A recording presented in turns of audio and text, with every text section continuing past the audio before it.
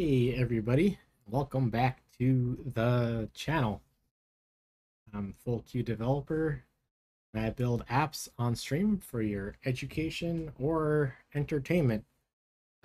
You could say I'm an expert in this. I've been doing iOS for about 7 years, programming professionally for 15 years, and including my amateur programming, about 25 years total. I love doing this. I love making stuff by typing things into my computer and having the computer tell me that I'm wrong. Uh, I've been working on a Subway app on stream for the last few days called Underway.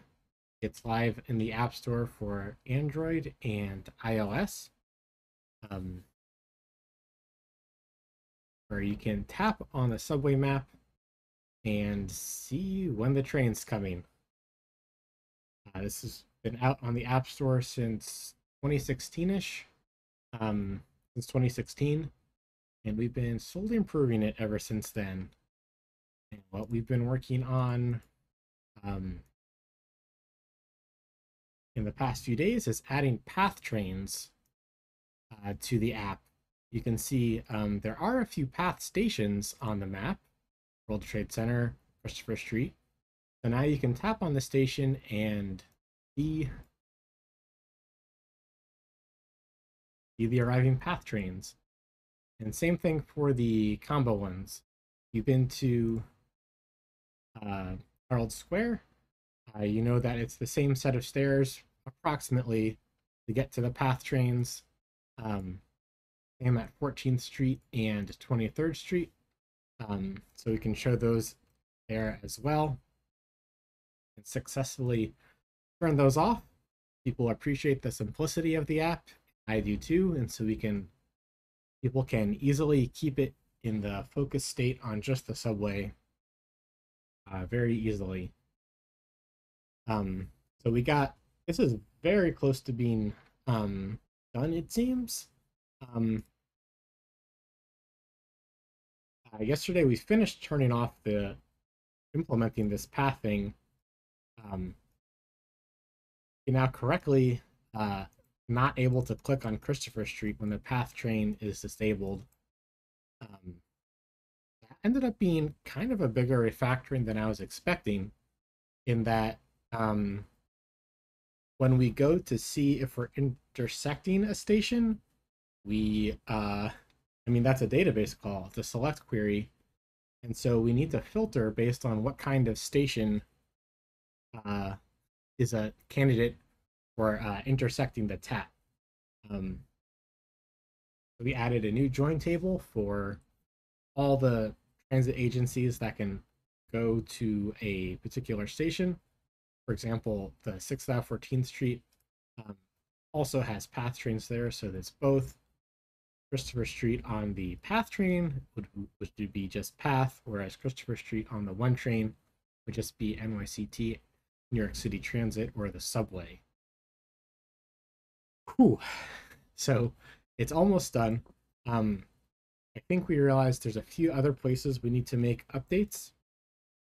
I guess where's it going to locate me? I think I am far off to the left, probably in San Francisco. And this is the closest stop to San Francisco, most likely. So we want to play with that a little bit.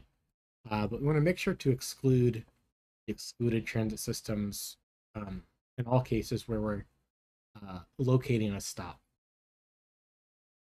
If we're hitting a stop directly, there's probably some intention to that. Okay, that was a long intro. There's some chatter in the chat. How are you doing, Bruce Leaf? How are you doing, New Yorker Off Nick? Nice to see you again. Welcome back, both of you, to the stream. Yesterday, Bruce Leaf asked for a code review, and I don't think he is a subscriber, so I don't think he redeemed anything yet. I think subscribers get one free what's it called, redemption from the tip menu.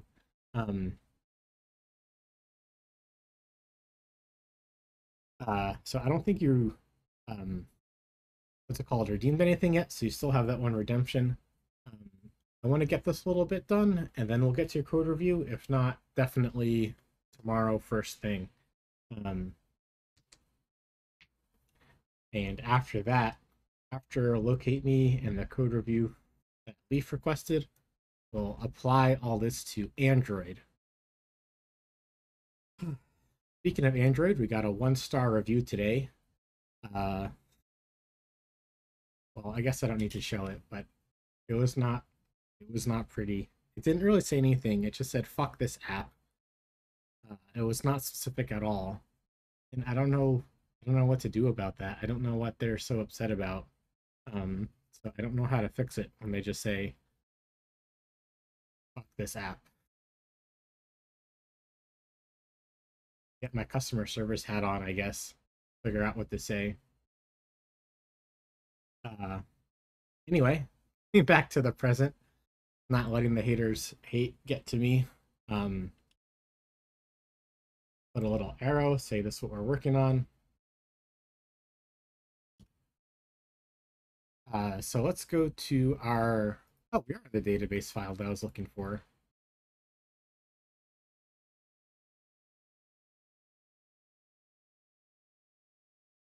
Um,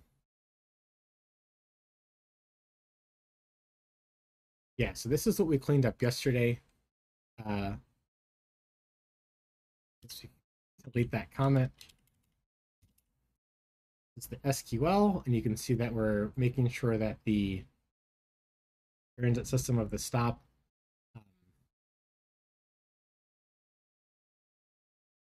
is the ones that we're looking for. So where else are we sort of hitting the database? I guess in locate me, and where would that be? I guess for latitude, longitude.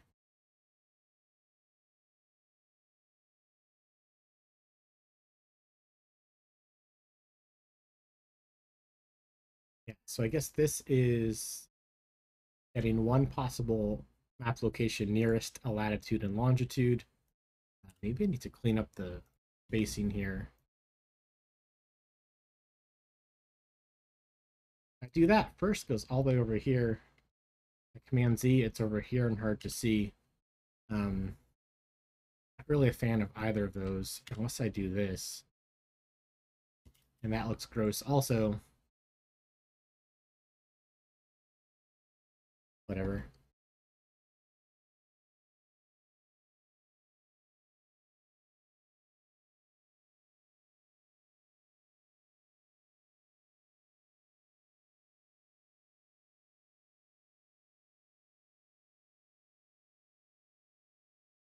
Oh, interesting. So this is looking at the GTFS stops, which are the MTA's native stops in their GTFS feed. Now that we're starting to add in more transit systems, a lot of these names probably need to change. Um,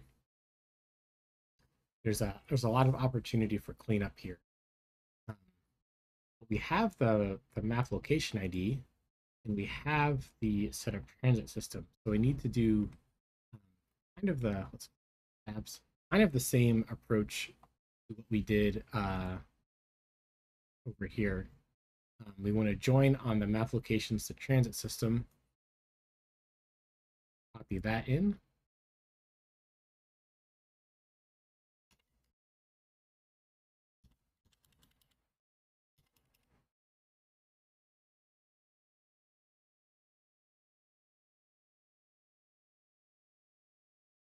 And then we'll also need to and we have a sub select here, and I guess we need to also do a. Oh, I see. This is where the stop ID. This is for doing the actual distance. Then, so we can add an and for the transit system.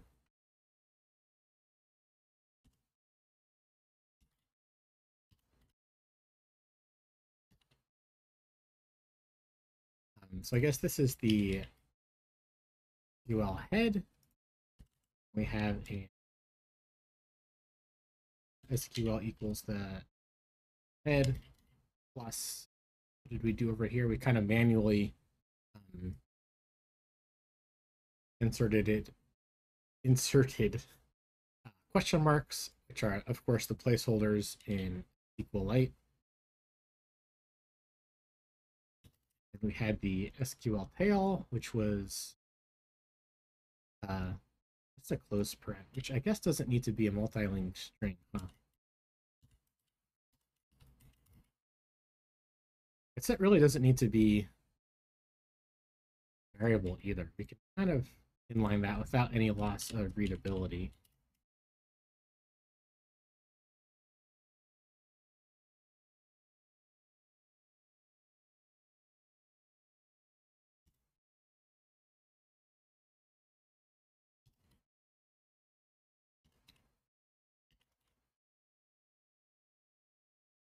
And here we want the string version of the transit system, which happens to be just the raw value because transit system is an enumeration. Currently just NYCT, which is the subway and path. No promises on the future, but I think you can see the way that the code is going and all the transit systems in New York. Oh, this needs to be a plus.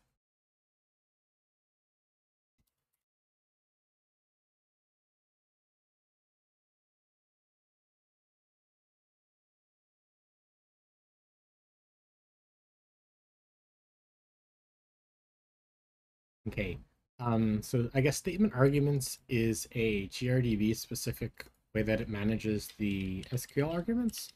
Let's try to pull this out into a helper variable because this is getting a little hard to read down in there.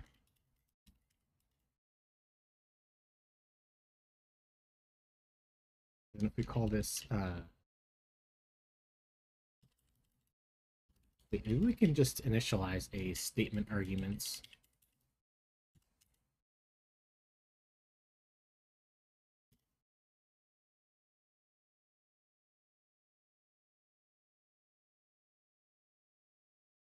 Must be unwrapped.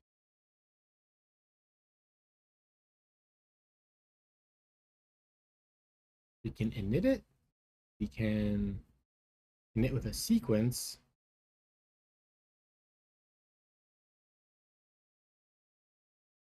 I don't see this. These aren't optional inits, so what's the problem?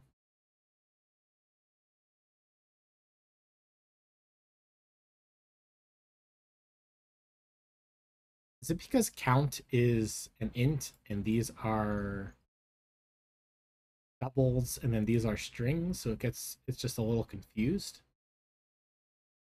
Type checker is just a little confused on what's going on here.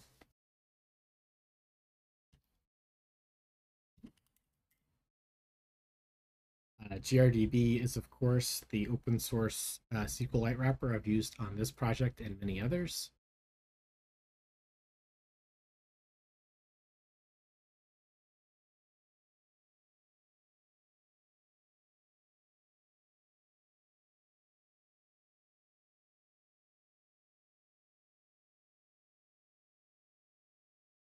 Convert.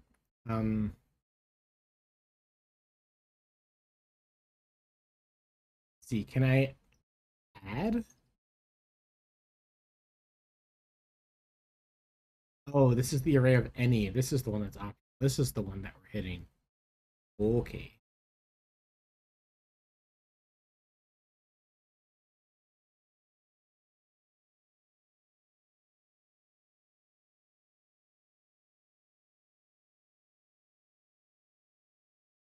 Oh, I guess we can do named parameters also.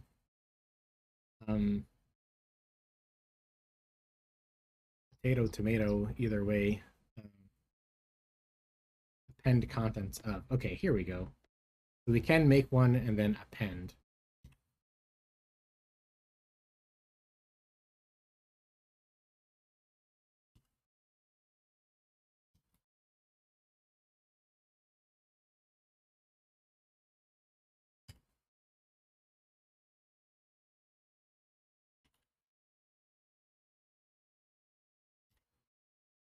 Maybe. Okay, so let's init.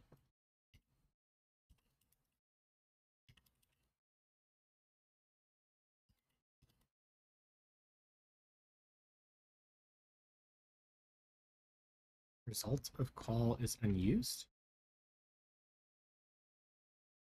It's mutating though.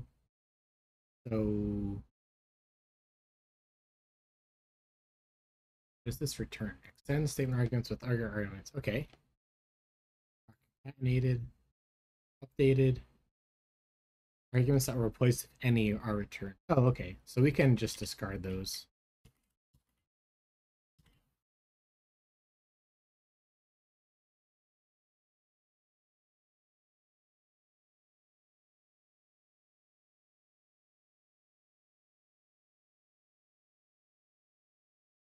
Okay, so this compiles, I guess. I guess we should write a test for this. There are our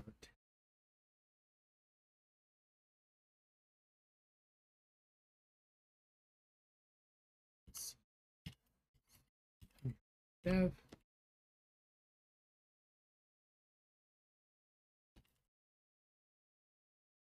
This is in underway data. All of the data management for app. Yeah, I used to have used SQLite instead of GRDB. I guess I still have some of those files lying around. Oh wait, no, this is for Vapor on the back end.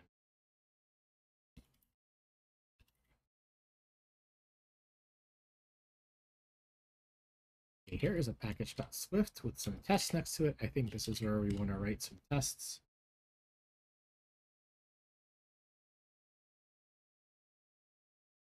And right off the bat, we have it is open in another project. Yeah, that is one annoying thing about Swift Package Manager over CocoaPods. You can't have the same file open in multiple places. End up like closing everything and then opening it again.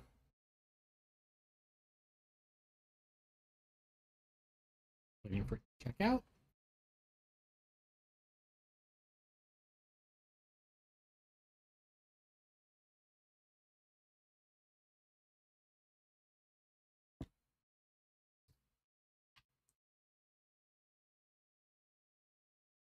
Then where do we want to run these tests? I guess just on the Mac, right? It's all just not necessarily iOS specific code.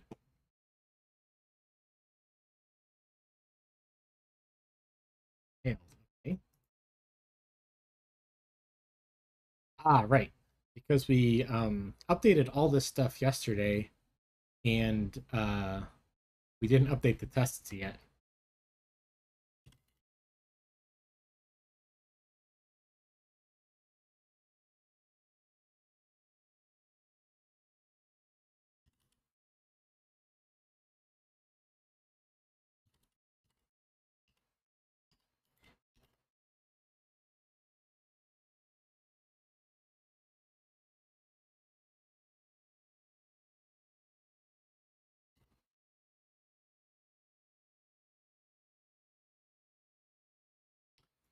Same thing over here.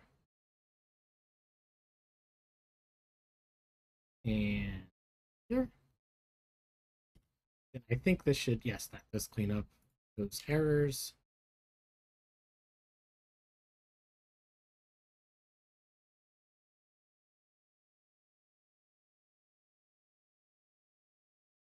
We'll come back to that one. Oh, all that's left is, no, we have one more.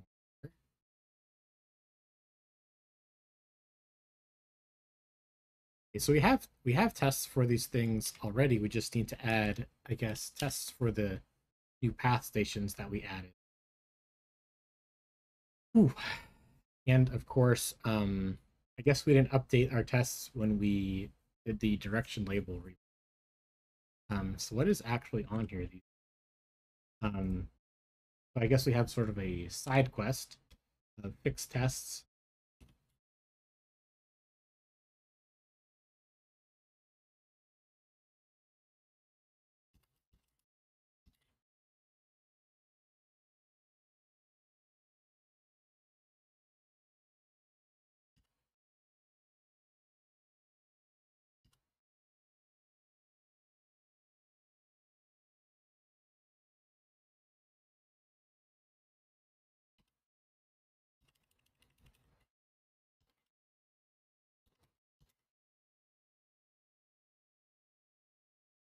So is it going to be something like that?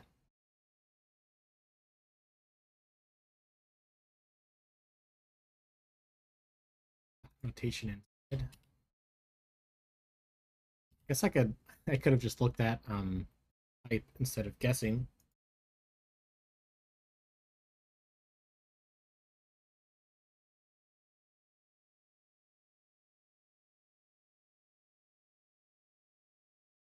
Let's take a look.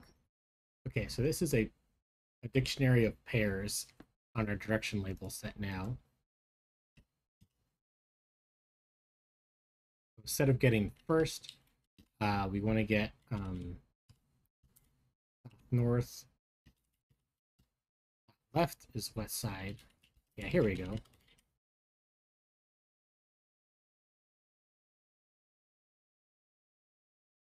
And in fact, it's these here.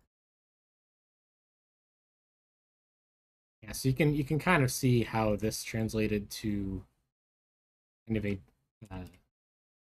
slightly different data model.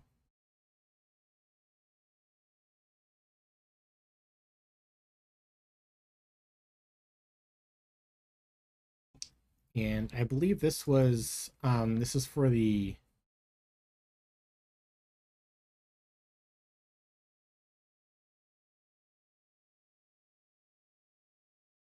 this is supposed to be for the combined one. Um,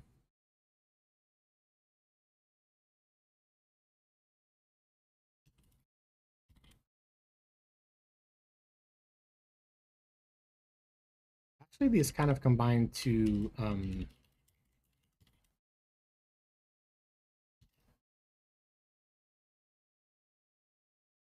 the one test because it's on the same method now.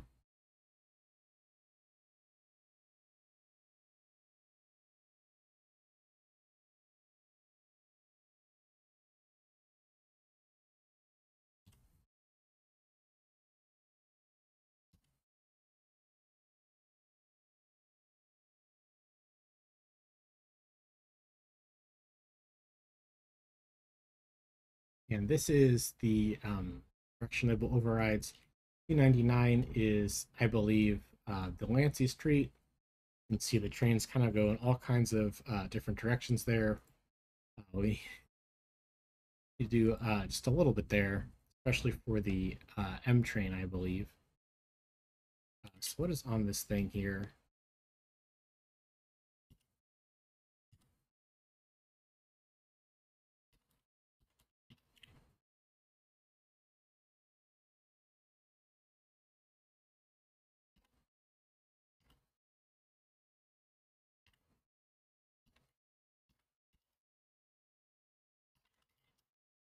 And the other field on here that was interesting was the style.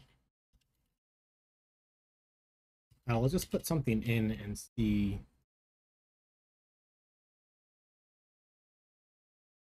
Right or not, and then yeah, this was in kind of an old style of doing it. I think we can just delete that. And we should be compiling.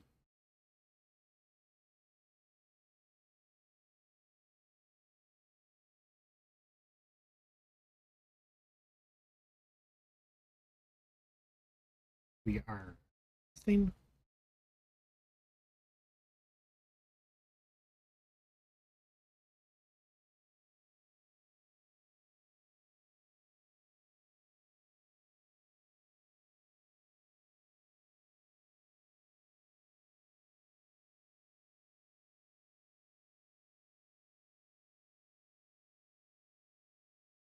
All right, because there's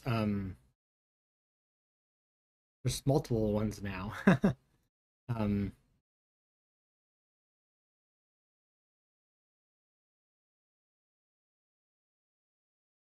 and I guess they're all south north, but I guess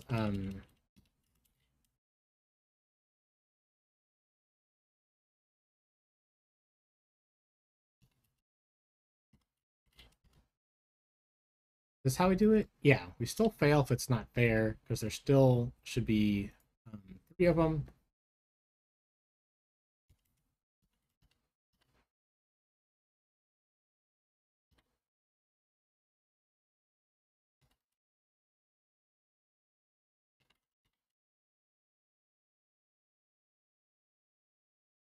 F train.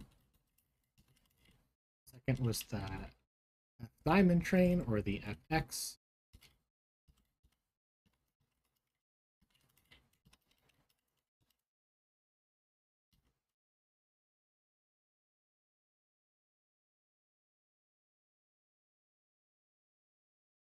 And we're testing still. Okay, I guess it's a slightly different order. Um, like F is second.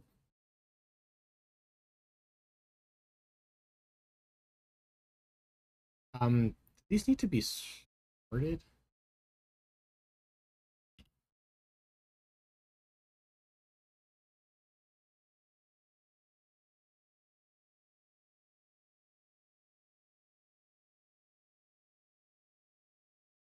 Um, Probably, I guess for the sake of testing, just so we have a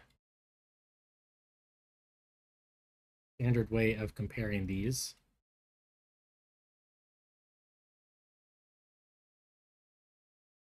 Yeah, let's make this comparable so we can have a stable way of comparing these for testing. And hopefully the compiler will give me a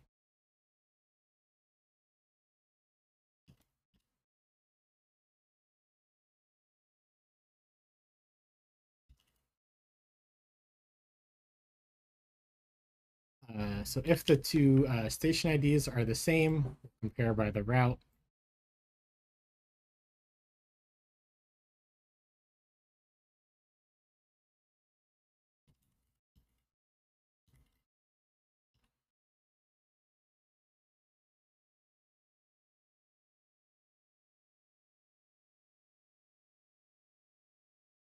Um, I mean, we could kind of do this complicated way, but in usage, it's really just the route we care about. Let's compare by route order. Move this to the bottom. And then where was our test? Test was here. And start.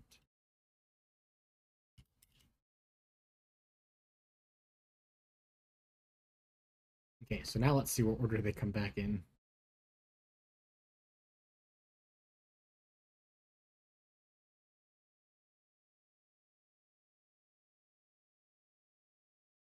Are you oh, it passed. Okay. Yeah, because that's the that's the expected order of those routes anyway.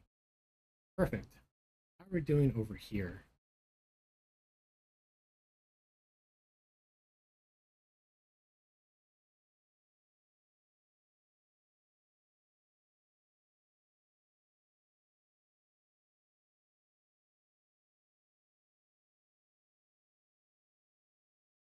Oh, that's right. This is where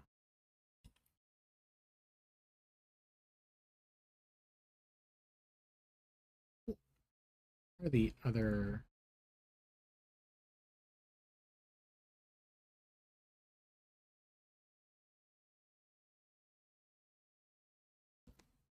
this might be because we wrote our query wrong, actually.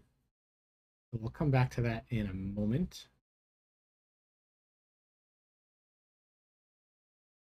Let's fix this one other test, and then we'll be golden to focus on actual content for today. Test all location IDs. I bet we just didn't update this since the last time that we added some. Um,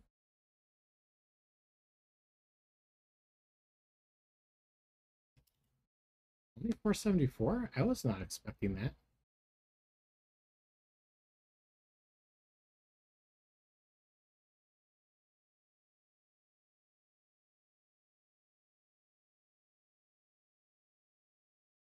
Okay. We can confirm it in kind of manually here. Query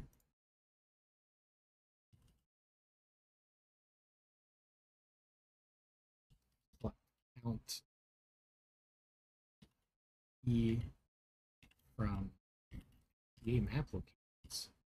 474. Okay, I guess there's 474 of them. I guess that means we skip a few, um, all the way up to 500 here.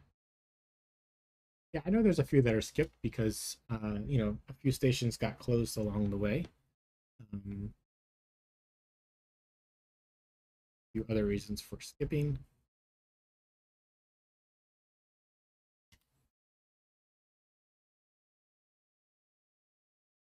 We'll get surprised by that.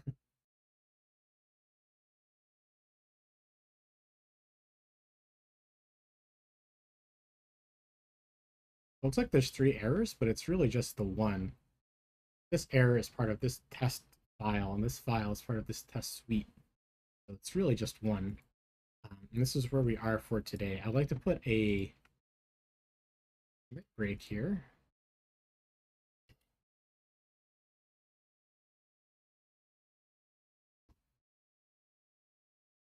Tests and get ready.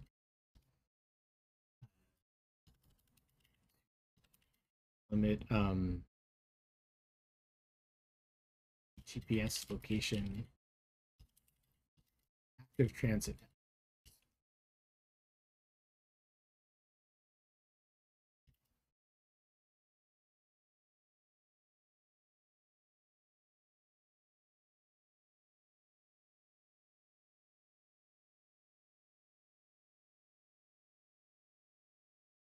Okay, so let's close the other tabs.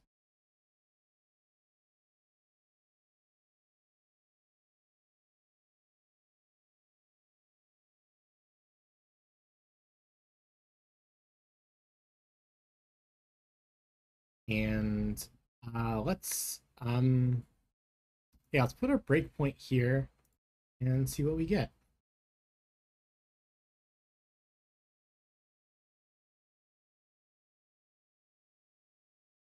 Nice. We weren't able to put a breakpoint in yesterday, if you remember.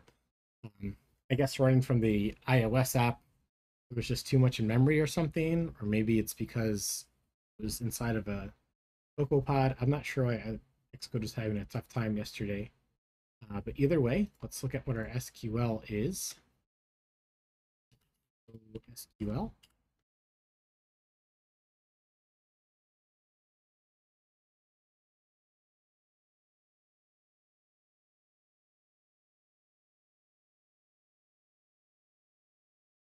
These slash n's are really weirding me out. Didn't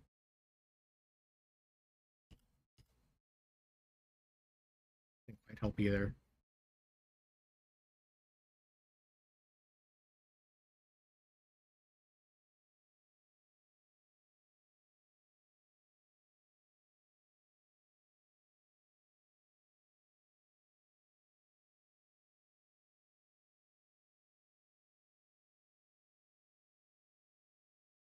Perhaps we need to kind of do this in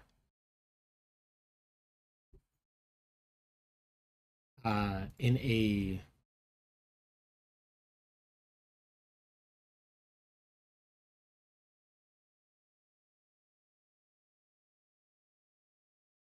SQL browser to get a better handle on it.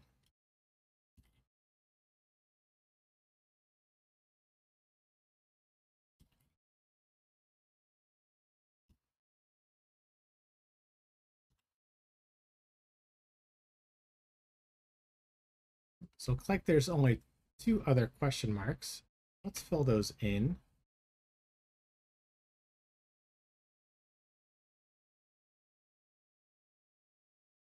And copy.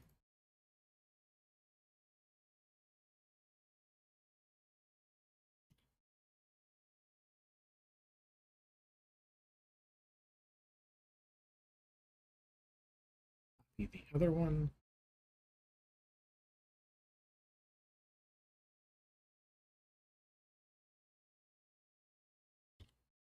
Okay, so if I run this here, ambiguous column name. Okay.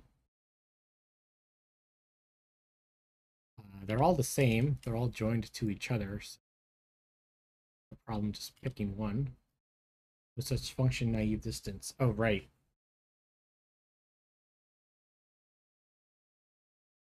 Right. Yeah, naive distance was a custom function I wrote. Um,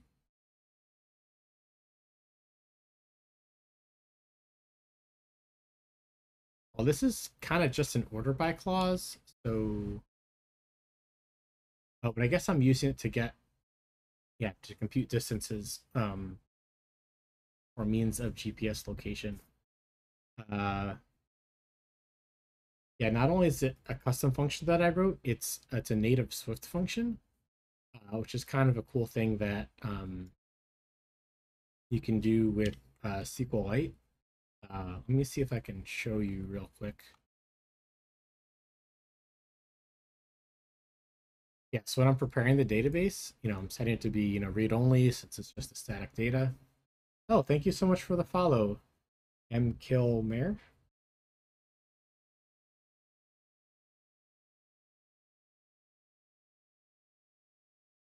So GRDB has a nice API for that. You say the name of the function.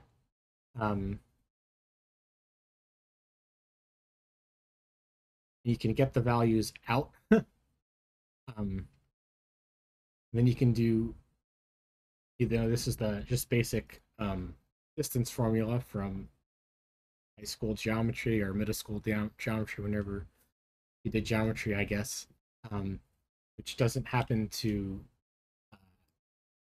be in SQLite. Postgres has those functions, not SQLite. MK Ilmer says, "Hi, very happy to find another iOS dev. Here I am. Welcome to the channel. Very happy to have you here."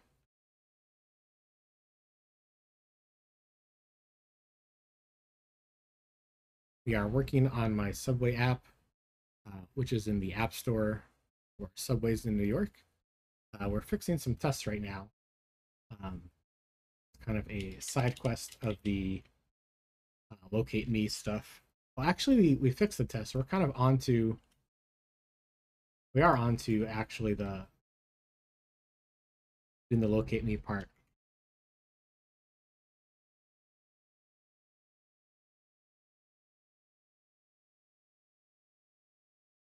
Right, so if we sort of ignore the order by, we just sort of limit one, and at least sort out any other problems.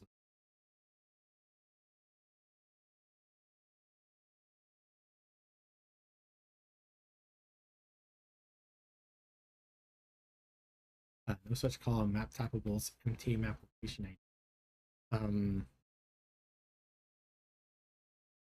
That's kind of surprising because we just referenced it here in this previous query we were working on yesterday, and that worked.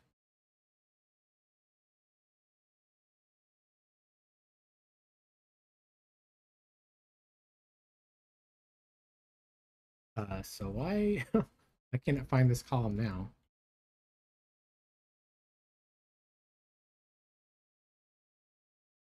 MK Ilmer says, "Are you using SwiftUI or UIKit in this project?" Yes. Yes. Our settings screen, this is all SwiftUI. This is SwiftUI. This is UIKit and actually a little bit of Objective-C. that's a long story. Um, Earlier on the stream, like a few weeks ago, we were trying to rebuild this screen in SwiftUI. We got pretty far. Um, but there's no good pull to refresh for iOS 14 and SwiftUI. Um, However, our filter screen, this is SwiftUI. Um, and our keyboard, our little keyboard view, I believe this was SwiftUI as well.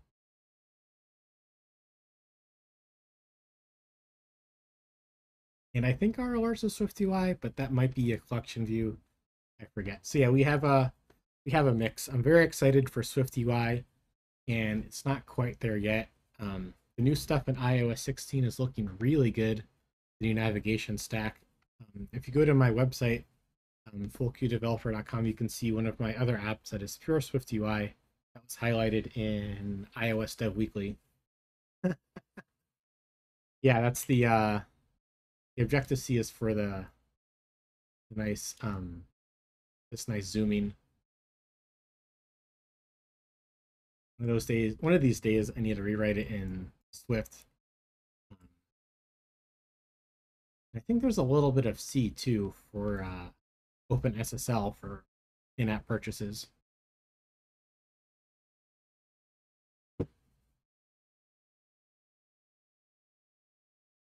Um, right. So trying to figure out why I can't find this column when it is clearly there. Like, this is an exact copy, right? And enter no such column.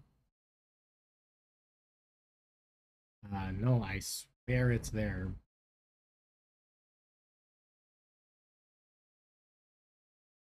How could how could this query compile, this query not, when I'm using the exact same exact same line? I just copy pasted it in.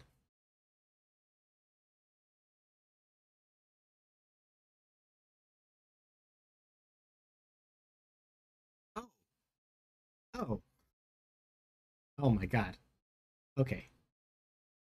Uh, that's that table is not included in the join. I am a genius. There we go. Okay.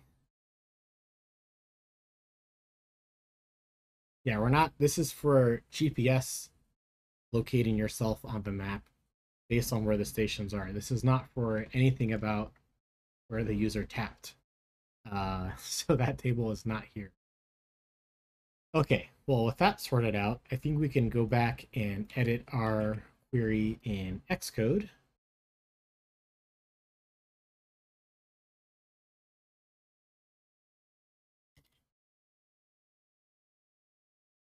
So this is up to the join. Now, we copied it in. Yeah, this is kind of hard to read. Um, Sometimes it's nice to use the DSL for SQLite. Sometimes it's nice to write it straight.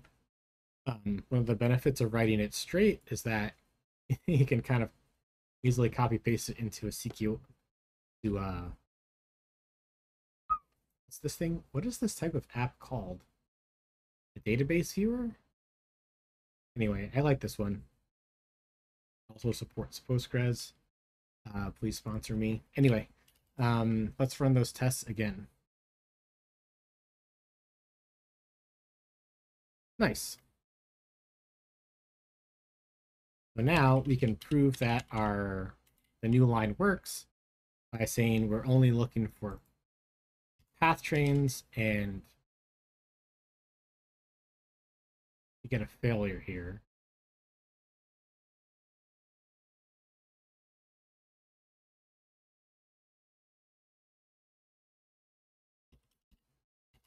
Saying that there's no no map station near that longitude and latitude. Um, oh, it's because I don't have Latin long in the database for path stations. Um, I think that's fine for now. Uh, it is going to be something that we want to add in at some point, though, when we like actually launch these. When we actually launch the path system inside of our app.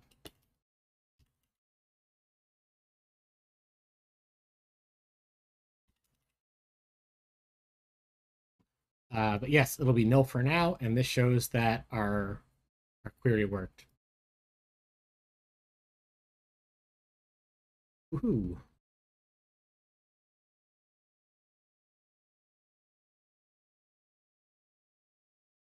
So I guess that is complete, and we can commit that little bit of work.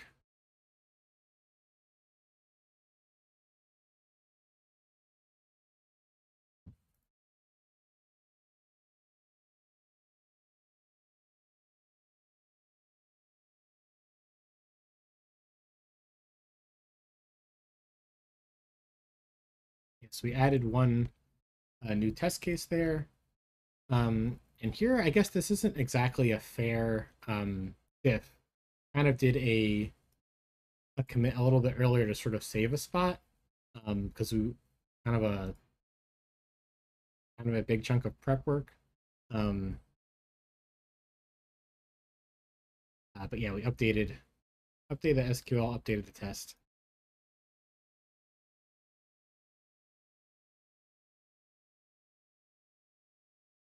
What is the name of this Git client? I am not sponsored by them. Please sponsor me. It is Tower. It's a I really like this one because you can do stuff like um, I can swap to a different branch, and then I can just drag to merge it and then squash. Not going to do that. Um, yeah, it's kind of a nice one.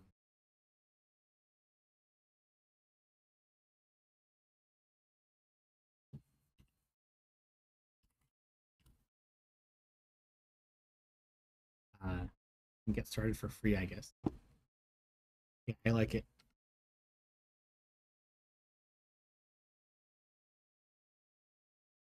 Cool. And then let's go back to the app and make sure that everything's kind of working all together again.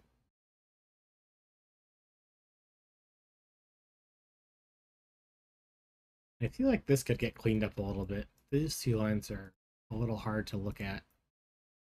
Let's check first that it works.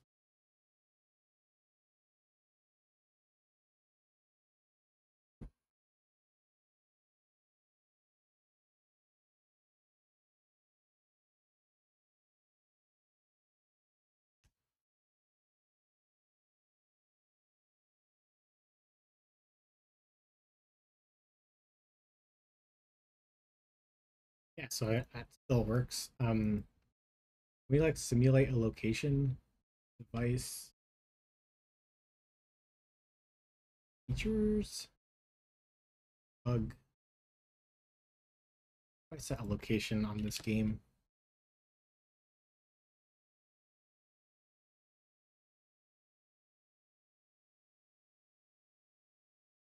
I guess a custom location. Let's see, where does that put us? So far away. Let's try a different location.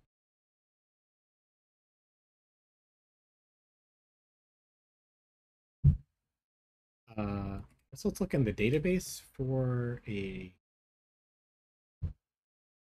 nice spot to be at. Um,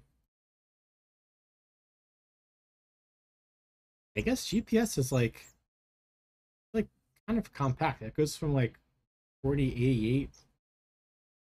Like everything starts with 40 and everything starts with minus 73.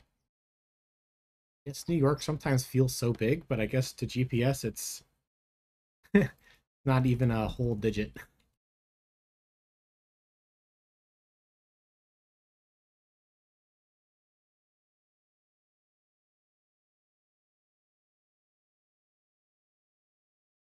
Locate ourselves. Oh, looks like it's still working.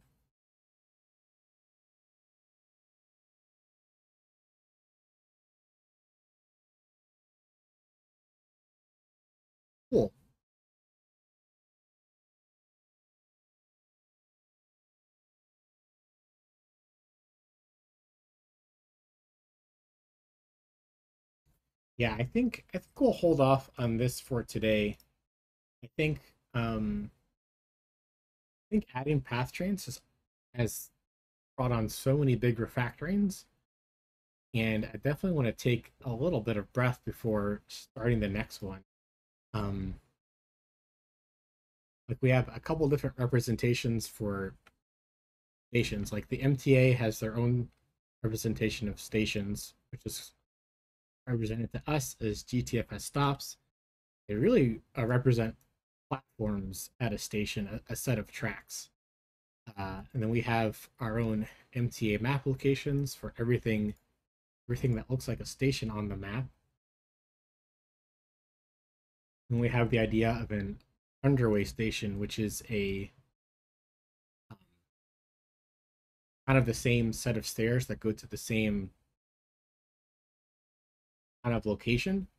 Um, all the platforms there are one stop. Um, Beautiful thing about New York, there's so many people. There's so many different ways that people use the subway. We found a lot of people do like this approach. Um, and yeah, there's other apps that have different approaches, and that's beautiful too. Okay, so with kind of the work that I wanted to get done today done, we did have a uh, we have a new subscriber who is redeeming the one subscriber perk of a code review. So let's go ahead and update the stream channel, the stream title. Um,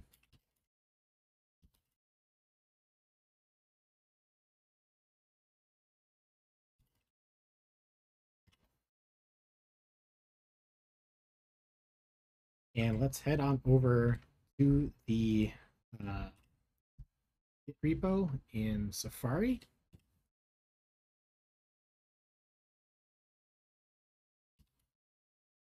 GitHub.com/, I think it's oxleaf. Yeah, oxleaf/fork.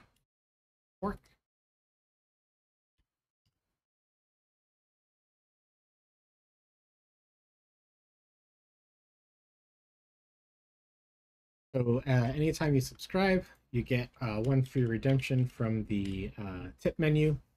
Um, this is Bruce Leaf's redemption from the tip menu. Cool. Okay, so fork. What is fork? Fork allows for a single input to create two separate async functions that return potentially different outputs. Forks can also merge their two functions into one, returns a single output. Okay, so right away this sounds a little bit like combine, but I guess with async is perhaps one major difference. Oh, look, there's like a wait. Yeah, I guess a wait and stuff. Was that really ever merged with combine at all? I don't think so. But I guess right away there's kind of a use case here. If you're doing combining type stuff, but you like async await because it's wonderful syntax. Let's keep reading. Why use fork? Swift async await makes it easy to write more complicated asynchronous code, but it can be difficult to parallelize multiple functions. Yes, this is true. The Swift book is the following example for downloading multiple images. Web code is still asynchronous, but will only run one function at a time. Yes, what the hell is with that? Yeah, exactly. This is exactly. Okay, so I am interested already.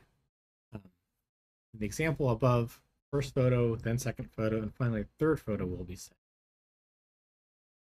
Run these three async functions in parallel. You need to change the code in this example.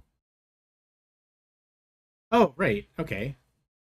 So I'm a little disinterested now because that syntax isn't so bad compared to this to get asynchronous. Simple async await example of running the code in parallel, which you might not need to use fork. Oh, okay. It sounds like the author still has some things in mind for when we do need to use fork. More complicated examples might require async dependencies. For example, what if we need to authenticate with a server, then use the auth token to download the photos, also fetching some data from the database? Authenticate the server, then use the auth token. So that's kind of one flow. Then fetch some data from the database, potentially a different flow. This is where fork is useful. Okay.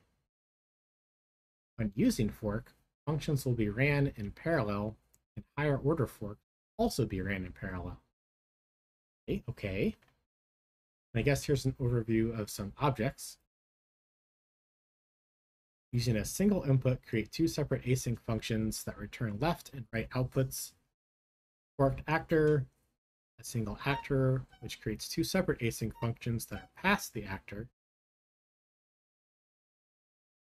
Using a single actor, create two separate async functions. And I kind of want to dive into some code. Reading the dictionary can only get me so far sometimes. Ooh, here's an example. Basic usage. Nice. Um, okay. I guess this is using a single input, create two separate async functions that return left and right output. So we wait for fork left, we wait for fork right, and then what?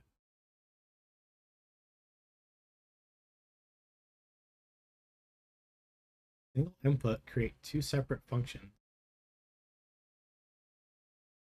What's the input?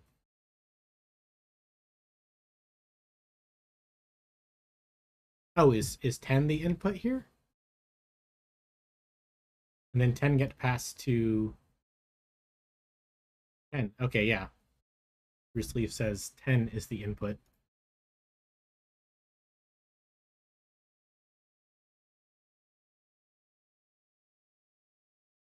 So then we can await these separately. And we can also assert, okay. And we can merge.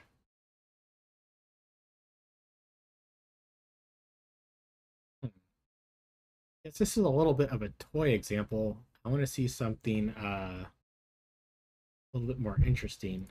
Very, very stupid, divided by simple example with just basic input and output. Cool, okay. Forked actor key path example, forked array example. So there isn't that meaty of a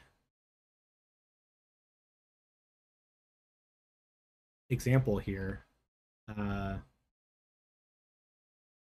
However, I came somewhat prepared. I do have something that I do want to um, try out fork with. Um, although I guess this is a code review. Am I supposed to focus on core code, or when do I get to play with it? Well, let's look at some code. Um, Tests. Okay, let's go ahead and check this out. cd git clone fatal. Not determine hash algorithm. Is this a Git repository? I sure hope so. Oh, because it's the git.dev URL. Oh, come on, GitHub.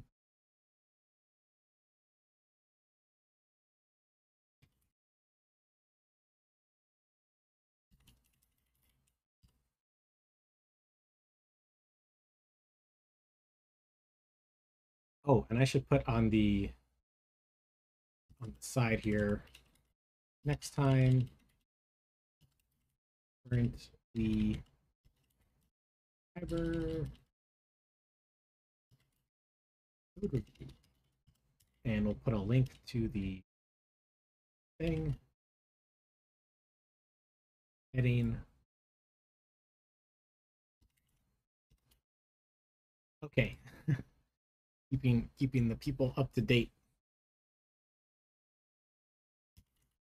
Okay, I'll just open this up with Xcode.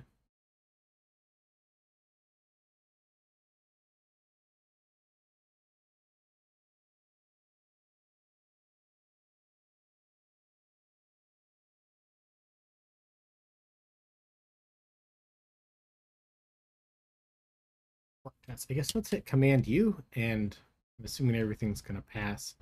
Um,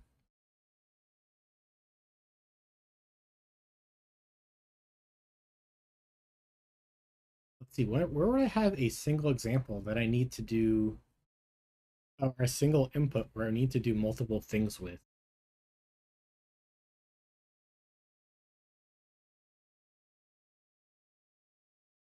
Let's look back at the documentation. Value 0 increment. I guess they were saying authenticate with the server, use the auth token to download. I guess what's the single input here? I guess the user ID.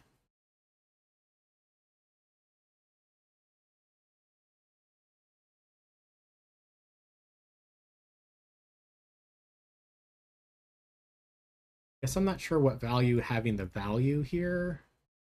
Oh, because the value here is the actor. I see. Oh, okay. Bruce Leaf says one super cool thing Fork allows is the usage of async map, async filter, and async for each. Ooh, that in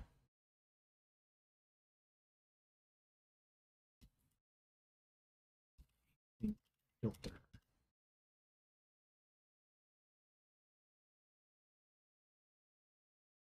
Prints an array containing only the true results from the given closure over the sequence's element. And we have an example of that in the tests. Photo names is one. We have ascendable func. Always returns true. Photos equals try await. Photo names. This photo names? Oh, it's this array. Async filter. And then we pass in ascendable function that's asynchronous. Interesting.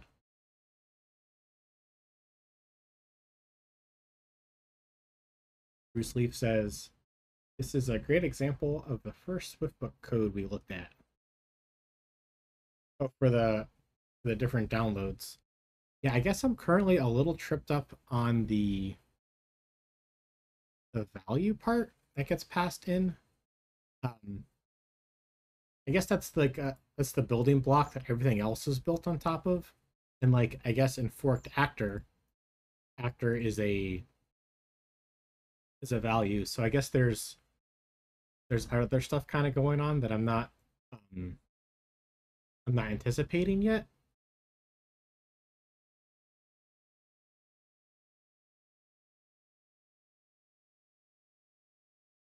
You can also just run two async functions without a value. Oh, because the value could be void.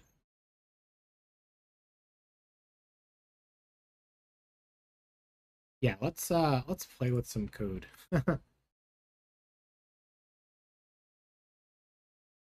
Bruce Leaf says, ideally you can keep forking the value into more and more forks to use said value.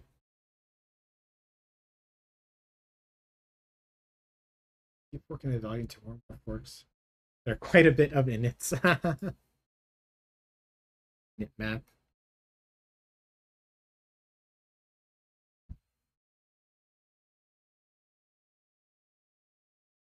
Okay, so I did have kind of an idea of what where I might want to use fork, and that is uh, for rendering my stream templates. Um, you can see this one right here. It it still has kind of the wrong schedule. I need to regenerate all these, and so I have a SVG with the title, um, and I render them. Here's my schedule. Uh, And I think I can make these async. So if we say package URL of it from 0.0.0,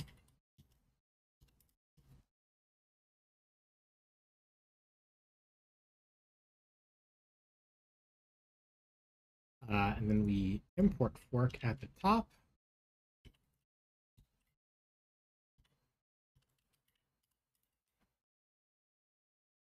And then we make these async.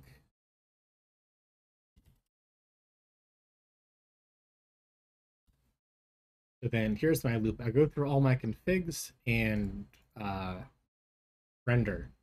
So how can I go through this this array of configs with fork? Let's see. Let's actually switch to Xcode so we get a little bit nicer autocomplete. As much as I love great editing of text. Let's see. Is this in my art?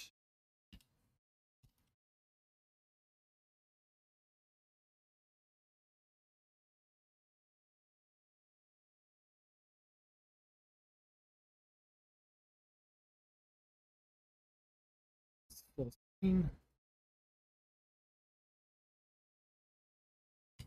Bruce Lee said configs.async for each. Okay, let's try it out. Async for each. Not build without a schema. Sounds like a you problem.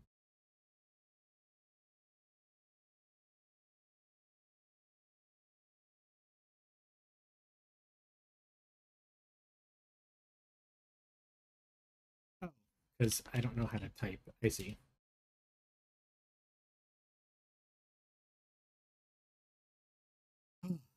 And the world is happy again. Okay.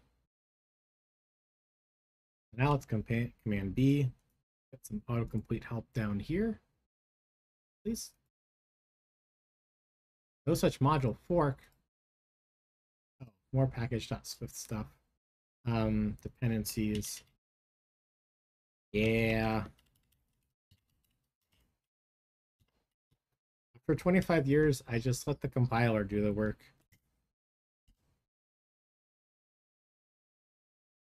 Now what are you complaining about? Project explicit declaration. Reference. Now see this, they make it really hard to copy paste that.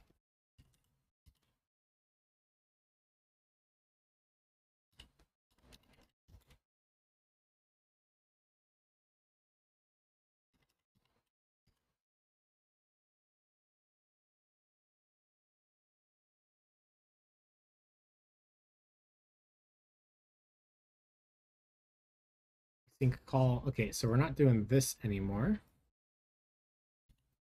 Because the URL fork doesn't match fork. That might be it.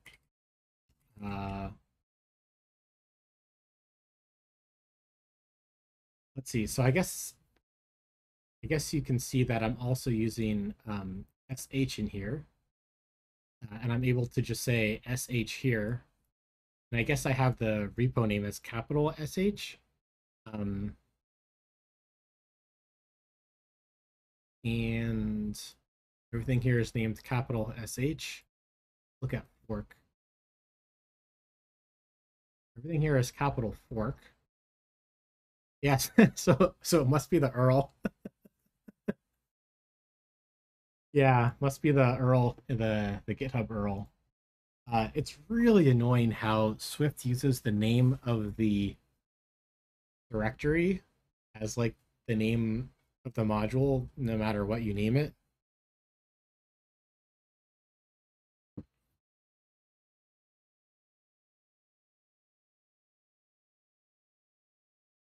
Okay, but are we building now?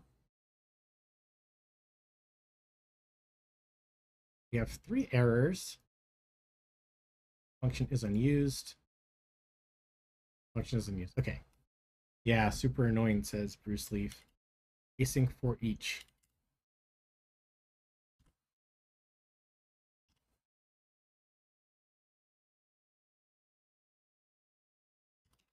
Let's call config.render of the template.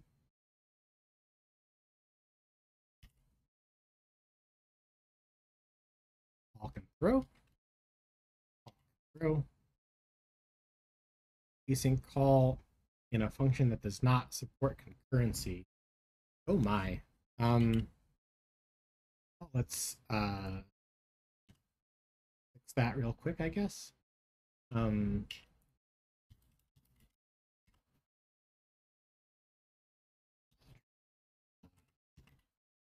Render, we'll say this is at main.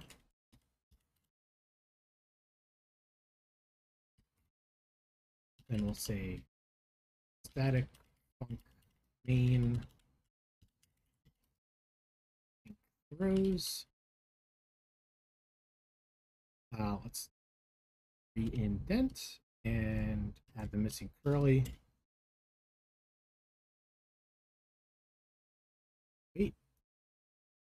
Wait. Build failed. Oh, because I have stuff floating around inside of all that. Set up temporary directories.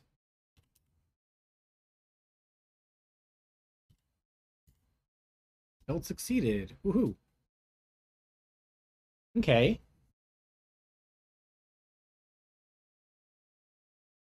Async for each. I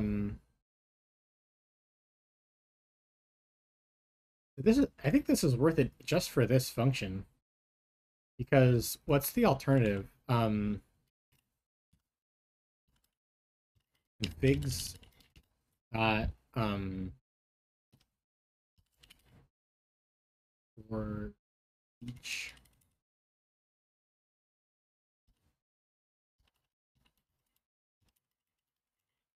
If I try to do this, I cannot pass type. Yeah, you get this really annoying error message. So this is very nice. This is like 10 out of 10.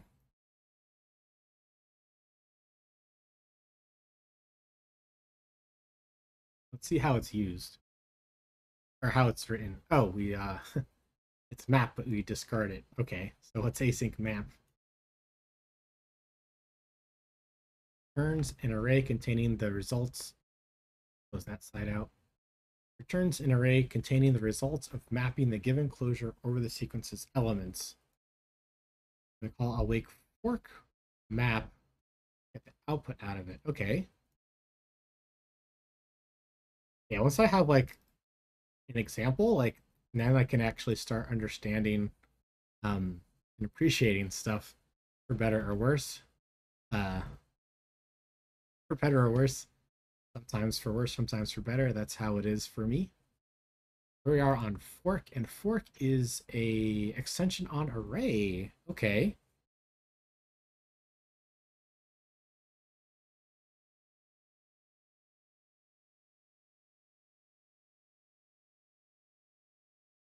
I guess this is interesting. There's like a filter that always returns true, and then map. That's that's a little surprising.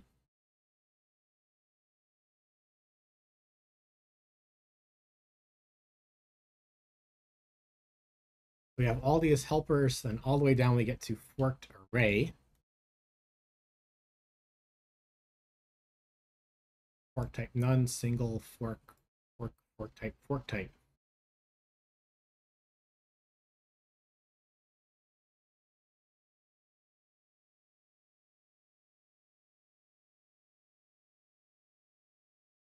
This this kind of feels like a lot. This feels like a lot of types and generics. Um, really good value though. Like we get to do a map, which is nice. Lots of recursion. Wow, says Bruce Leaf. Um,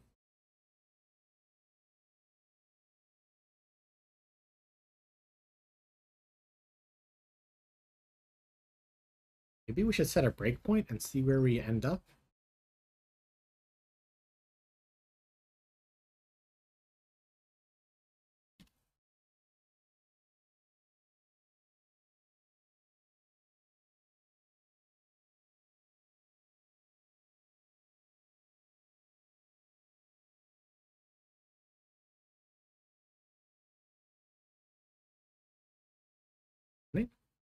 We hit our breakpoint. Let's look at the stack here. Map, async map. Async. Yes, this is kind of exactly what we followed down. Where we create the forked array. And we have the we're switching on forked array dot split. What's this do?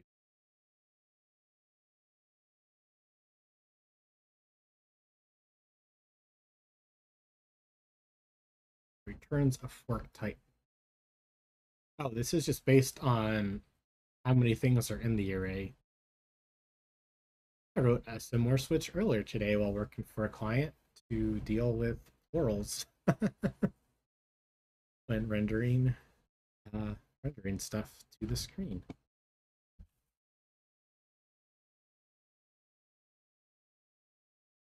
So assuming we have three things, we would get down to here.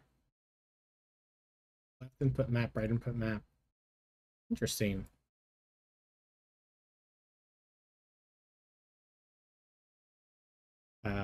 Bruce Leaf says binary tree that becomes flat for parallelize. Oh, interesting. Okay.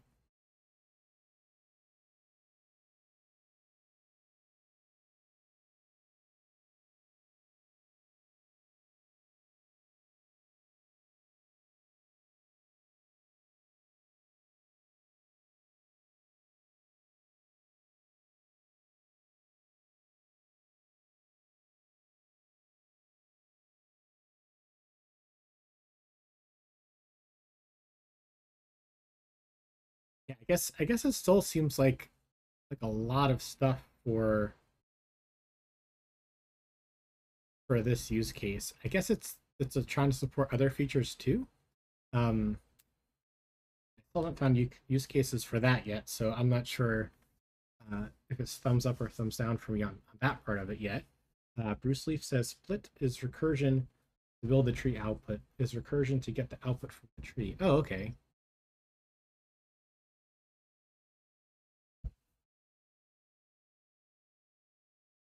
Oh, okay.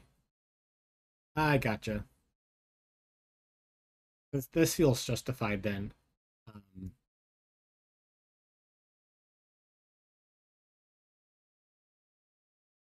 oh, that's kind of cute actually.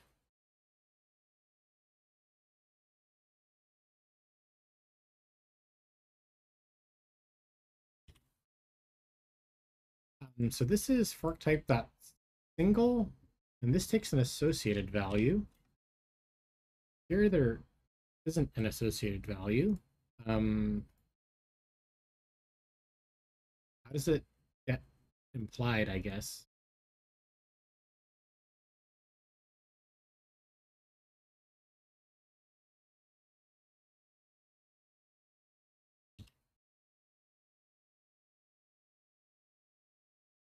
Value is inferred due to the forked array. It's,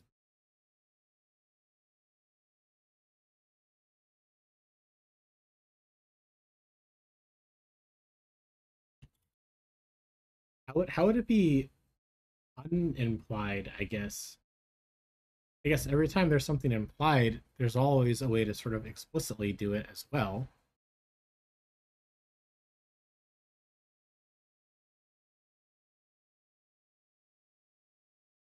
Am I clicking down to the wrong thing?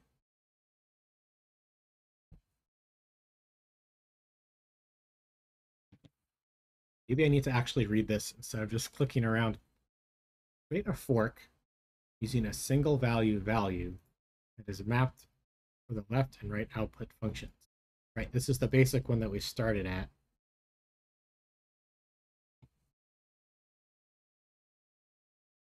The left output is fork type that single. Right output is fork type. Like that makes sense because there's only two items. So we have the first and the second, and then there's just the single output. Forked array has a generic value, says Bruce Leaf.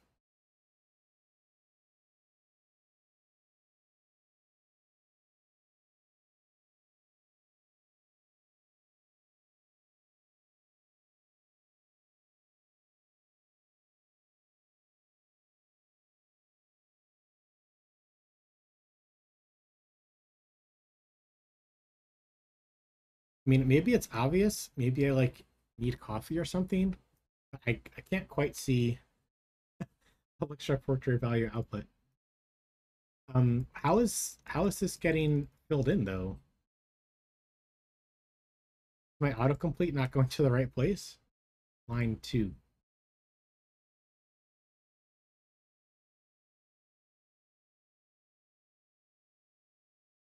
Right. I see that the type matches up. Where does the actual value where does the actual value come from? Yeah, I see it's the same type.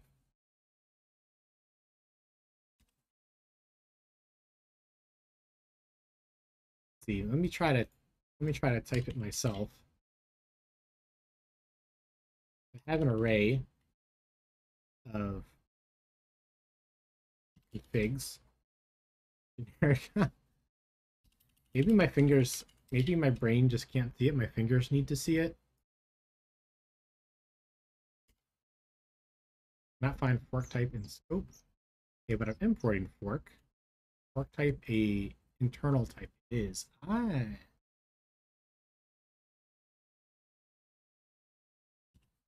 So to some extent, I don't need to know as a user of this library exactly what fork type is. This is all internal stuff.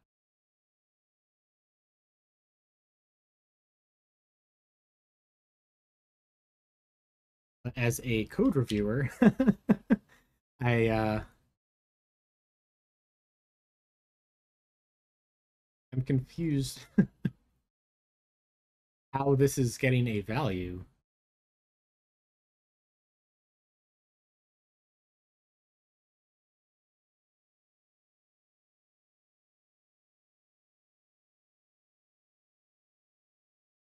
Let's see.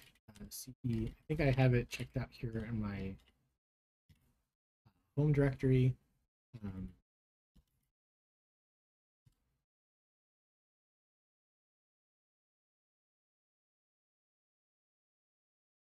if it's internal, the func test lore.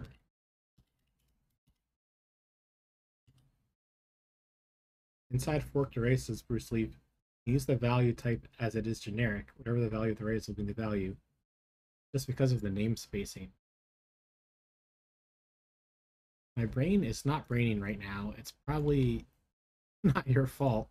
Um,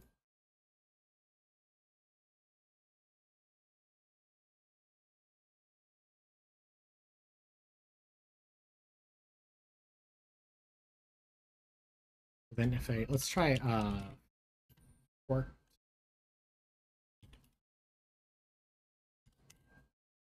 array. If the array is 1, 2, 3, the map is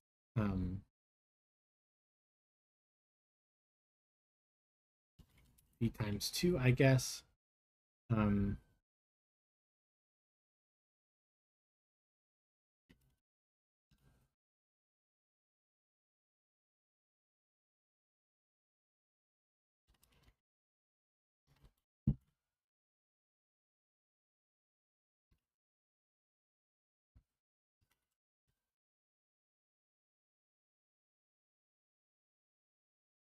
did it print anything? 246. Okay, and then the code we were looking at had this fork type. How do I deal with this fork type? Array dot split.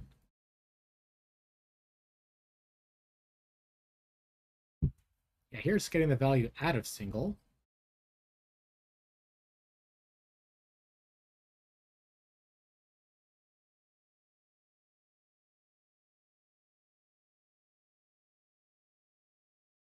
The fork type is essentially the tree. Yeah, that all that makes sense to me. All of that makes sense to me. What I'm stuck on is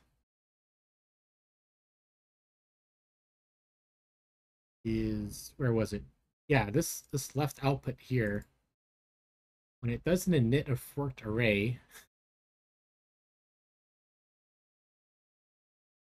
it gets a type of single, so there's value here, and it assigns the left output to a fork type of single, but there's no associated value here.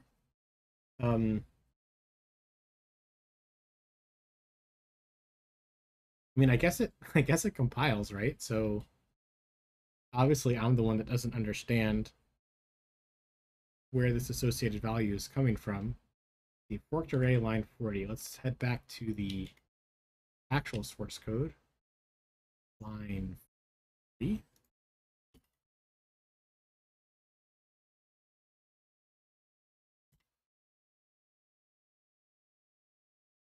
Not convert value of type null to type value. Right, so if we could pass in value here. Oh, here, now the compiler's going to help me understand. Cannot convert value of type forked array value fork type to expected type. Oh, okay.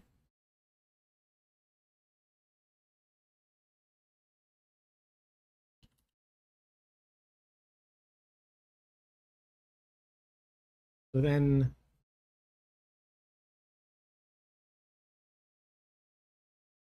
so then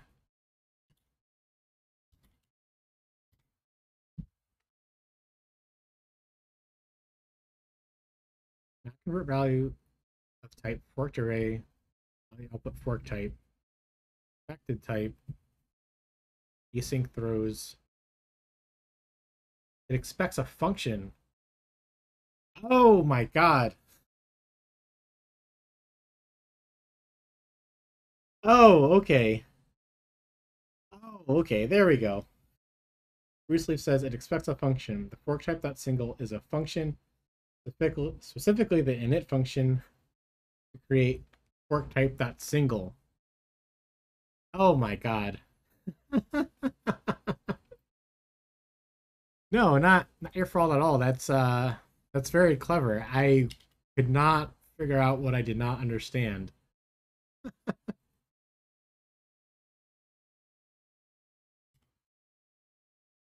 And right. Yeah, here's an example here. This is also a function. Um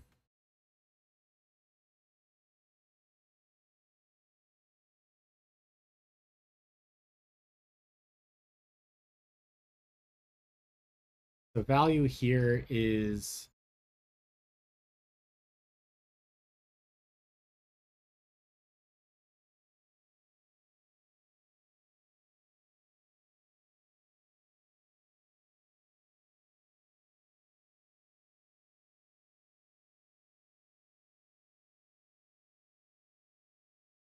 so if that's a function, can I can I call it missing even for parameter one?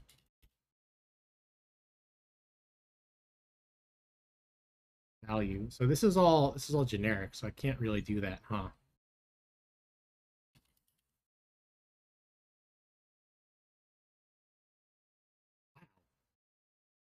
Now I know what I don't understand. how is how is this case a function to call?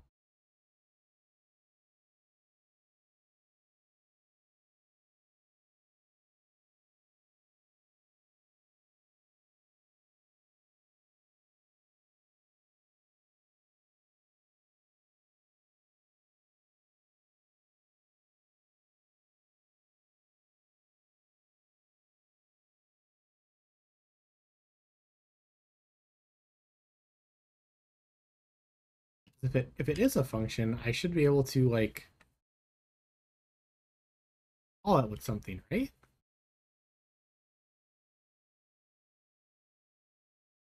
Left output. So this is it receives a value and it returns a left output. I've never seen that before. I've never seen a case use like a function like this before. Wow, that really threw me. I want to do that.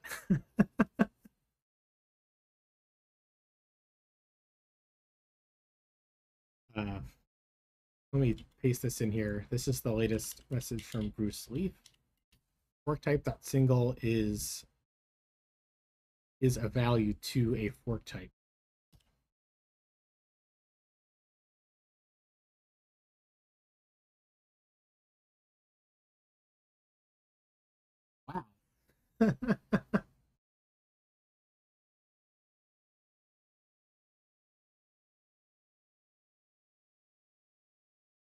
Oh, okay.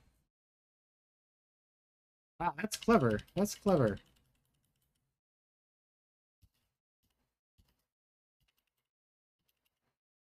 I kind of like it, and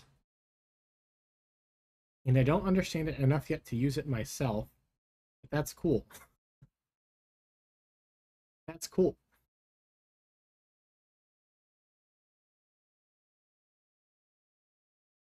Okay, so what were we trying to do before I got stuck? Bruce Lee said, "I'd rather have concise over clever, but I'll take it." No, that's cool. I don't know where I would use it yet, but that doesn't mean anything. Are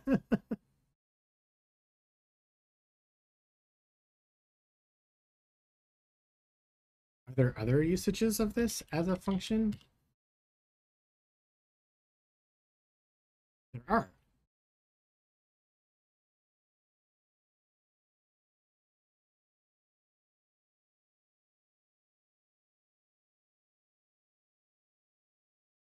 Fascinating.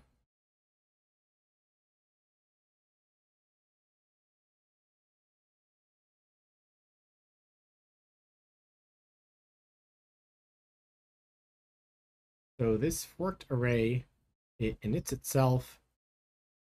Oh, because it needs to define the current fork, I guess.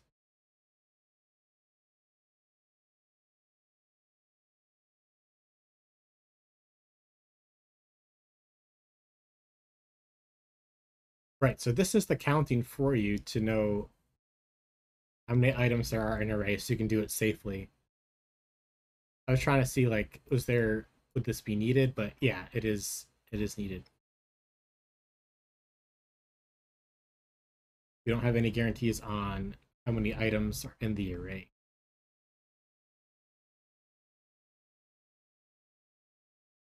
Cool. Okay.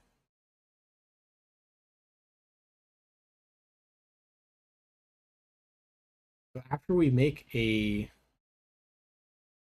so this is a forked array. Then when we call output, it gets the fork. It calls merged on it to merge output of the left fork type, the current filter, which might be empty, and the transform. And then it appends the two.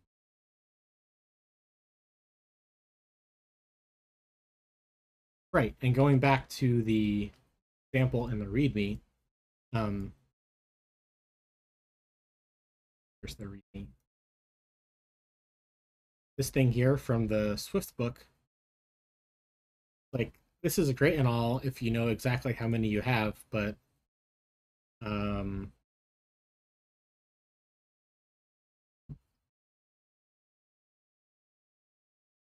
actually,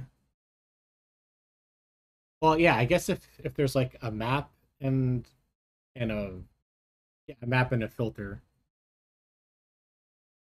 exactly. Like if there's no way to do a like a for each with this example, this is like just very simple, I guess. Um,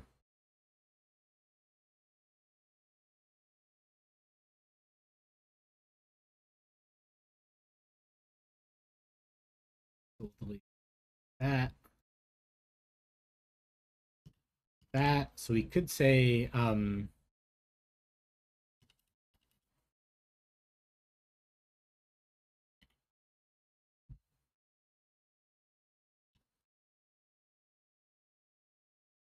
yeah, some of these examples in this Swift book like look like, oh, we have arrays. Why do we need for each? But there's there's more to it than that. Like if you wanted to loop or something. Um, very interesting. Very interesting. Um, what else should I explore on here? You even check for task cancellation? That's great.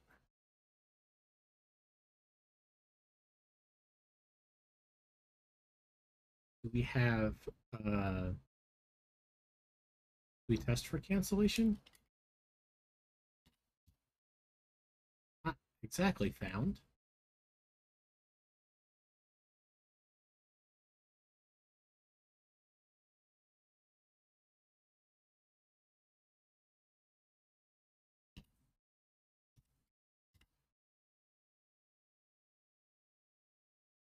How do I say a dot work dot cancel?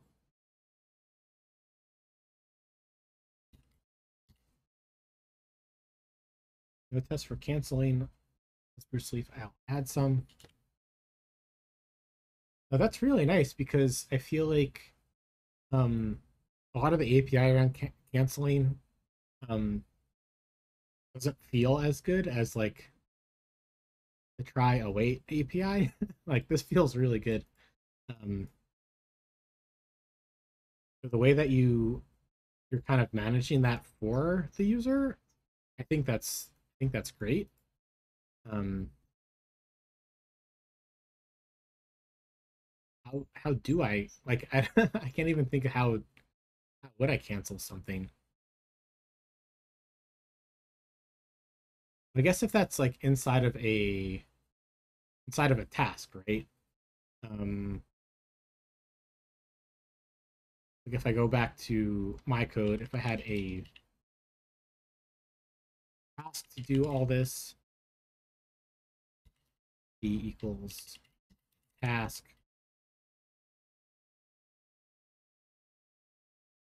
and then that kicks it off, and then I say cancel here.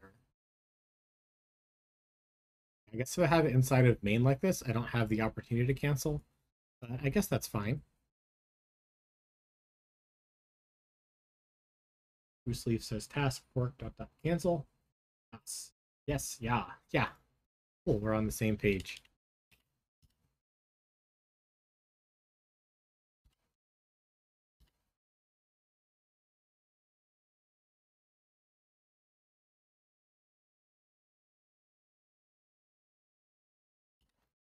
Yeah, so I guess for my simple rendering of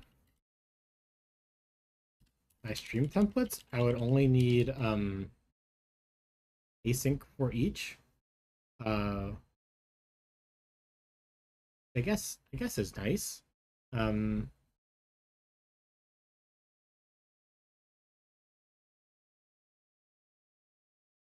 and then inside of render, um,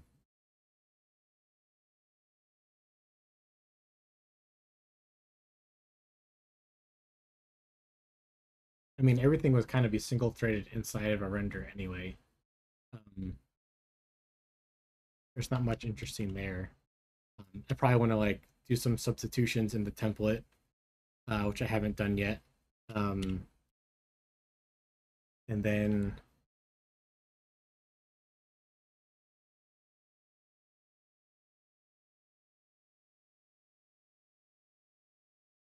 yeah, I guess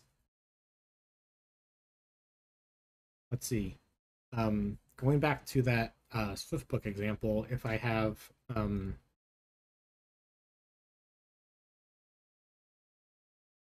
big stat, is there a way to do this without fork in like a way that looks good? Um, you could make several tasks. Like this is what I would usually do. I would make a bunch of tasks, and then but that doesn't really look good.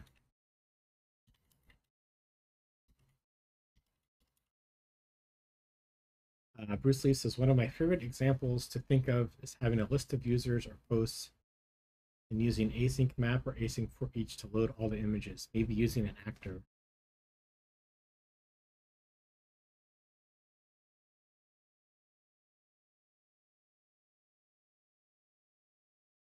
Yeah, we would need a little bit more infrastructure. We need like an app and an API and a database. Um, I have a lot to set up to test that out. Um, I think that would be like great for a sample project. Um, yeah, so I guess my review notes would be more examples, um, and more examples that feel more real. Um, like if you build a sample app that shows a list of users with posts using async map and async for each, I think that would feel more like a real world thing that someone could wrap their mind around and be like, oh yeah, I see what's happening there, and that's how I would use it. Um,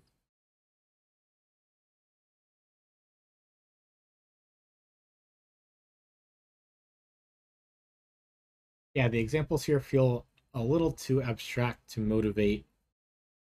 Um, the example that I brought, like doing a simple loop, it ended up actually. I mean, this looks so much nicer than you know the old way of doing this, and then you like loop through the tasks and like wait for each of those. Like this is fantastic. A plus plus for this. Um,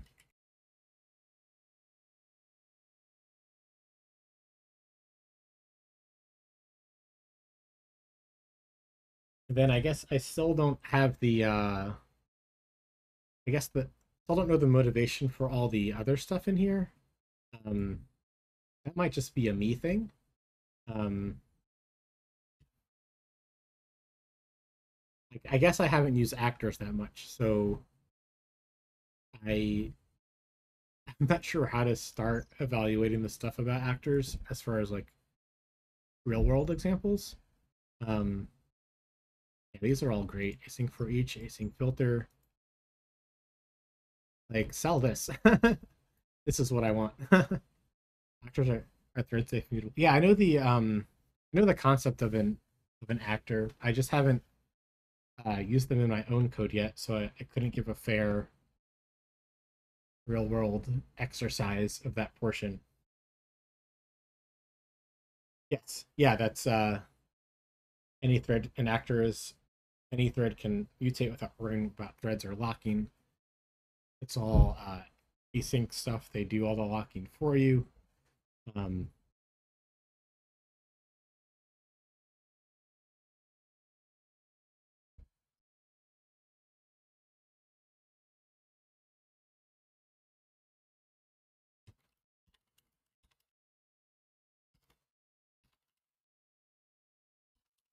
then how do I get the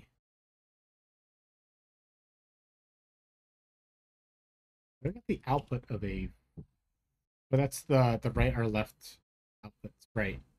Um, oh, and then this was the point of the merge, right? Okay.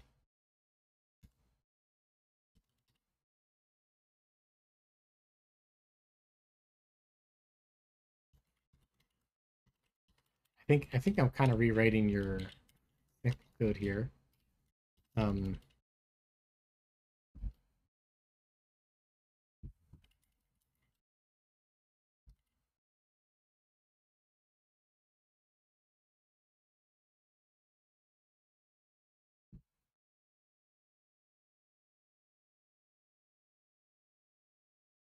then we say t dot cancel with this other stuff.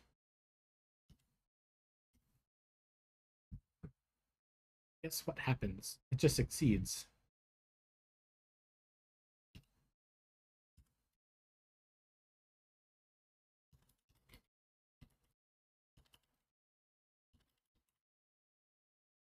Cert. Thanks for the autocomplete. Um,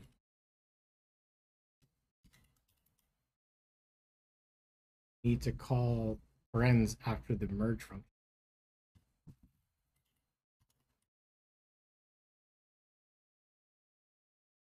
Oh, there we go. Now we can try. Oh wait,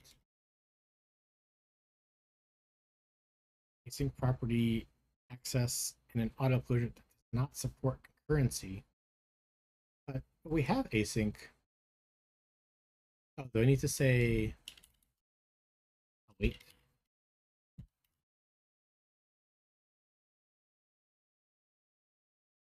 Axis can throw. Okay.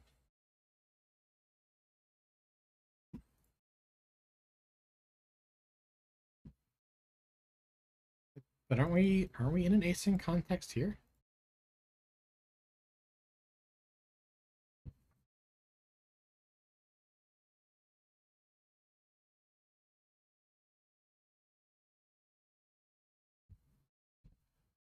Oh, says Bruce Leaf. XCT assert doesn't support async. Oh, oh right. Oh my god.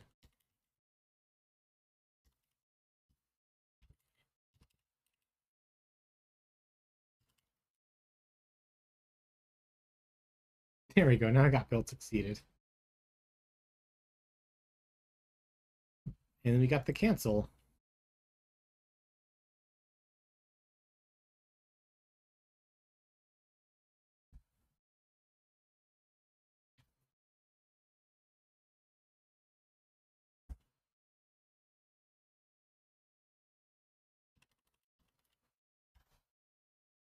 This should pass, I guess. It should fail, I guess. Cool. Then we can start throws, perhaps.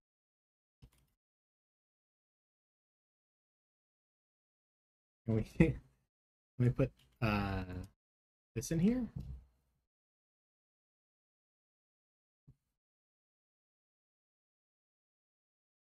Ooh, this'll this is interesting.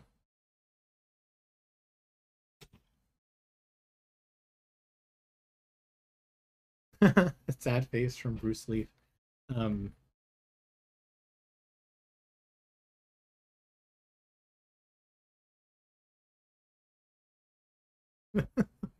how are we supposed to assert throws error?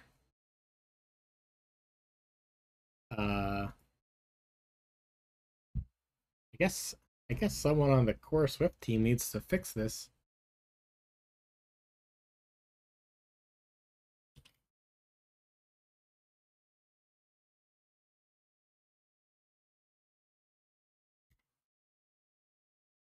So we have async setup, no async assert. So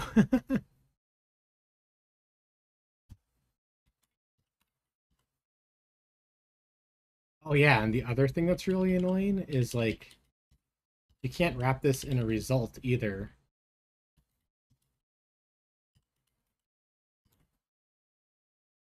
You catch. Ooh, you might be right.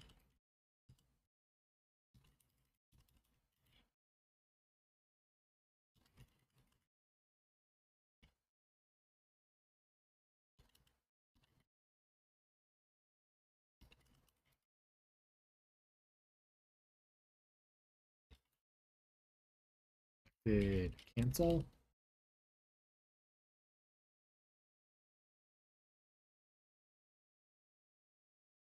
Yeah, this is so annoying. Just like XCT assert equal can't do async. Like I really wish result you could get the result in there.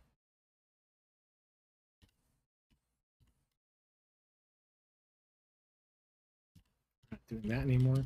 I think someone has written a library around result to do this. Where did the failure happen?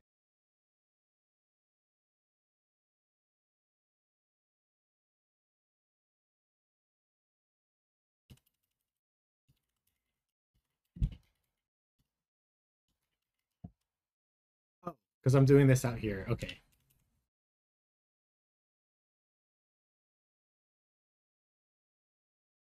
Woohoo, we got a success. And if we don't cancel, we fail.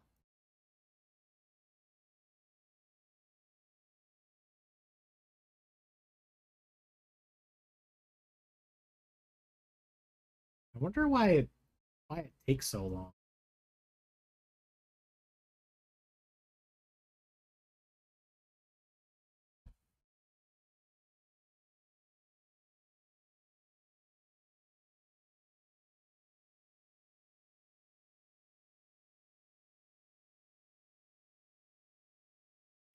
feels a little feels a little slow. Oh yeah, measure. Uh oh, I I bet we're gonna get the async problem in here.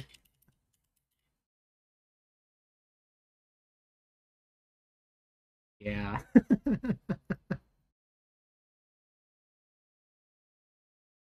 Not pass type async void.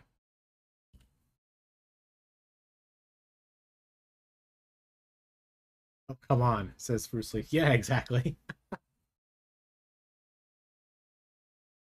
Async await like feels so good, but then there's just a few things that are not supported yet. You can check the logs. Oh, that's a good point.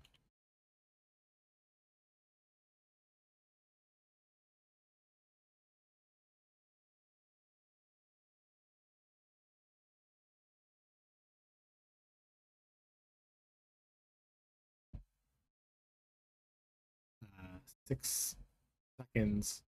Um, and I guess if I do it with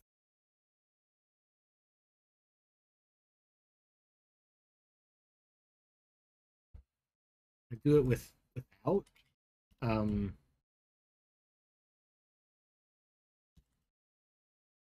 let's see, func or let's do these as lambdas. No, what is this? Oh, is this part of the standard library? Well, I can't find it at any rate. Oh, no, found it. Inlineable is multiple of.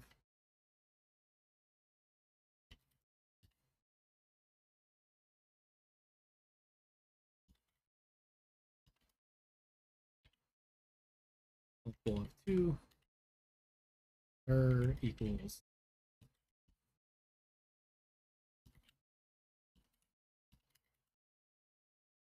I guess we could say let now initial value equals 10.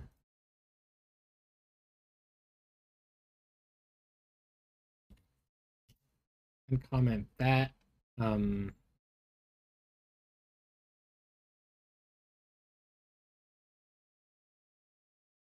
oh, we have to return.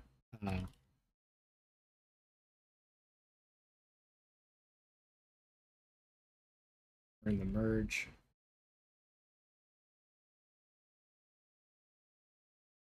What? Not infer a return type with multiple statements? We have a return. What are you complaining about?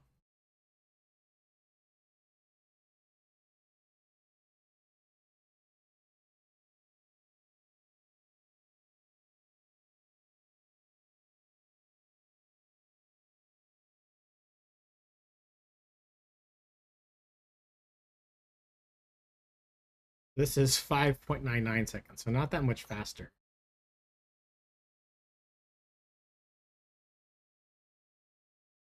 So it could be just, it could be Swift's async test setup is what's making it slow, uh, not fork. Um, so far, these have all been under 6 seconds. Do one more. One just over 6.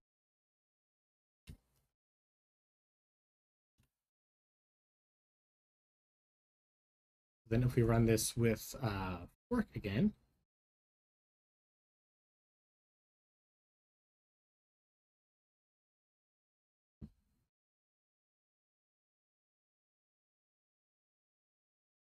so 6.1.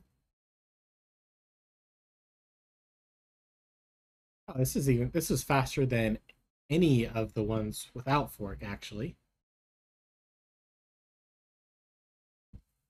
Bruce Leaf says, phew, not my code then. Bruce Leaf says, must be something with async await and XC test. Yeah, I think so. It got me nervous though. Okay. I think we're groovy there.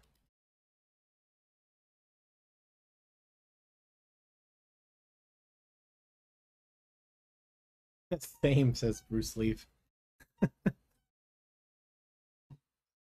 Ooh.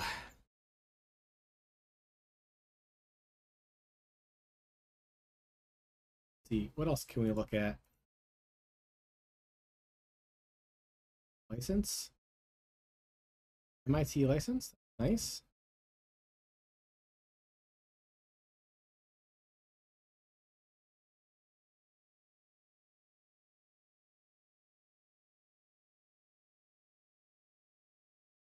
Cool.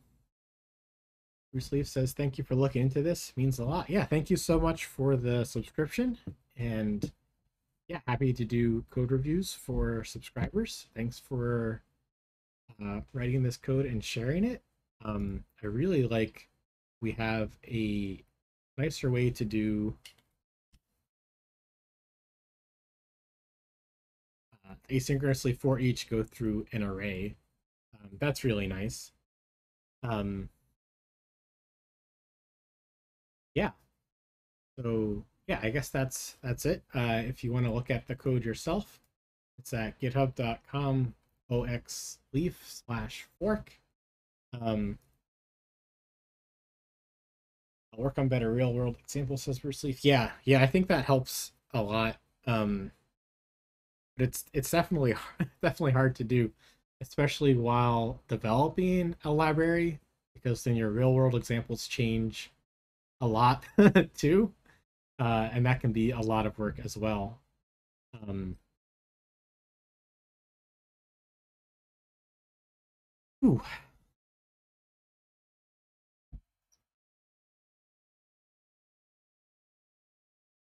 I think that's the 4 o'clock mark. That's just about time to wrap up.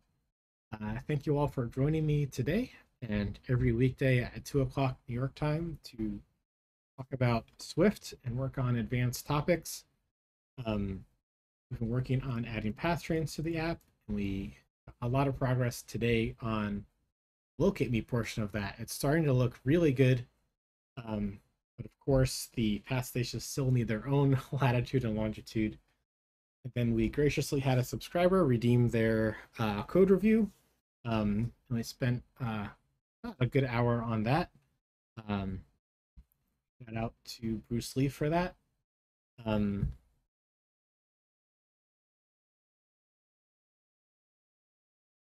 I'm here every weekday starting at 2 p.m. I think I said that already. Below is my website, fullqdeveloper.com, with links to my apps on the App Store. That's my YouTube with previous episodes, Discord to stay in touch, Twitter for stream updates, and Ko-Fi for direct support. Have a good morning, afternoon, or night wherever you are.